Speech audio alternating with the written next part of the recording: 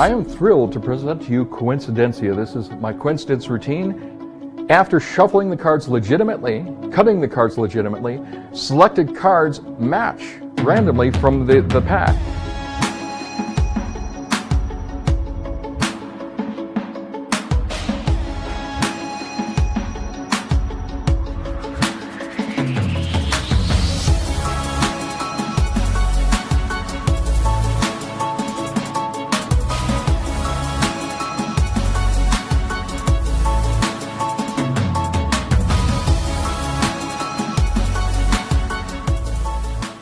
You know there's an absolute danger when you play cards with Joshua. Did you know this?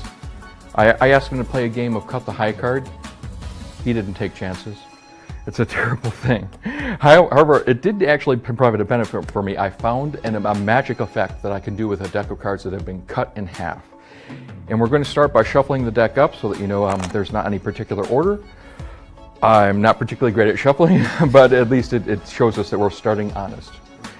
So if you'd be so kind, I'd like you to take out any card you'd like from the deck, but don't look at it, just slide it off to the side. Any one. Why that one? You like that one? Fair enough. And normally I'd have another audience member selected, but since you're so convenient and so kind, I'd like you to touch any other card. That one there? This one's better. No, I picked the wrong person. Would you be impressed if this card was close to that card? Well, at the moment it is, but let's see if the value is actually close. In this case, it happens to be a diamond, a number card, and a 9 of diamonds. Do you think you got close? I'm feeling kind of lucky. If I were you, I'd consider playing the lottery, because if you had selected a card even one card away, you'd end up on the Jack of Hearts. Maybe that was just a coincidence. So let's give it another try. I'll give the cards another cut, and I'll give them another shuffle. That way you can see I'm not starting out with any extra help. And I'm going to have you do it this time because if I do it, you might again think I'm cheating. So cut the deck and complete the cut. And you can do that as many times as you want. Just remember, on camera, time expands like infinity. Oh, excellent. Look at the top card. If you like that card, you can stick with it. Otherwise, we can have you select a different one. It's your choice. I like this card. Fantastic. Now, I want you to slide that into the deck anywhere you want, but it's important not to put it all the way in. So in other words, leave it sticking out about halfway. Okay. Actually, but you know what? To make it clearer, I'm going to place that face up because if it's face down, it might get lost amongst the other cards. Okay. Now, you cut the cards, not in a particular place. You selected the top card and you liked it. You could have changed to another. And you placed it into the pack anywhere you wanted.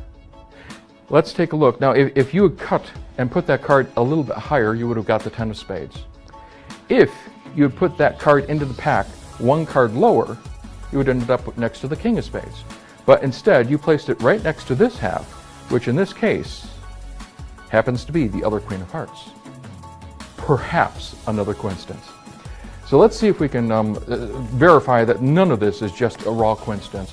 Let's give the pack one more cut and yet one more shuffle. And this time I'm going to deal the cards out in the order that fate has decided to put them in, because I don't have control of the cards. This is something that fate or chance, whatever you'd like to call it, has left us with. So I'm going to deal the cards down one by one, but into two piles. And you can see I'm not changing the order, so this is exactly as fate or chance has decided. Fair? Fair. We also need to have a card selected. So instead of me going through or having you cut cards, I want you to get a card that you really like. So I will spread them all out. You can take it out. Okay. Okay. If you'd like, you can change it for any of the other cards. It's your choice. No, I'm good. Good.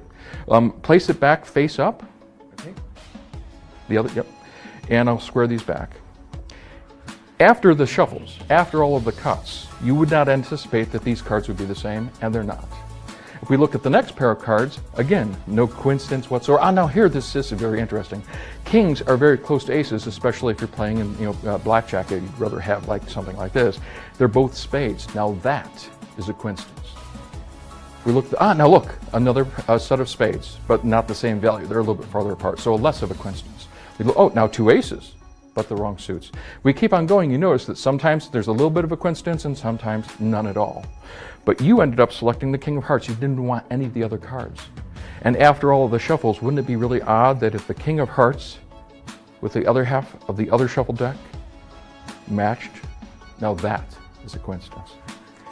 Now I realize that after doing this, it looks like coincidences are just happening everywhere. It could also be that this is magic. If it was magic, I wouldn't have to worry about coincidence. I'd just make it work. After all of the shuffles, after all the cuts, magic would make these two cards match. So we have both B10s of diamonds. The next, the 9 of hearts, is exactly the same, then the king of spades, then the queen of spades, then the ace of spades, then the 10 of spades, then the ace of hearts, the jack of hearts, the 9 of clubs, and finally, the jack of clubs. And that is Coincidencia.